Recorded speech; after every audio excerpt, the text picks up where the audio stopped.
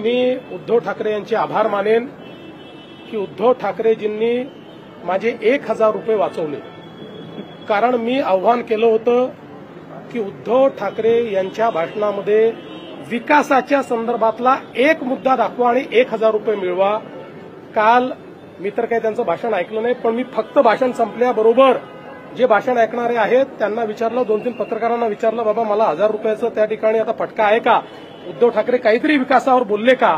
अख्ख्या भाषणामध्ये विकासावर ते एक मुद्दाही बोलले नाहीत, ते बोलूच शकत नाहीत। त्यामुळे ते अदवा तद्वा बोलतात। खरं म्हणजे त्यांचं बोलणं स्वगत असतं, कारण पुढे माणसंही नव्हती।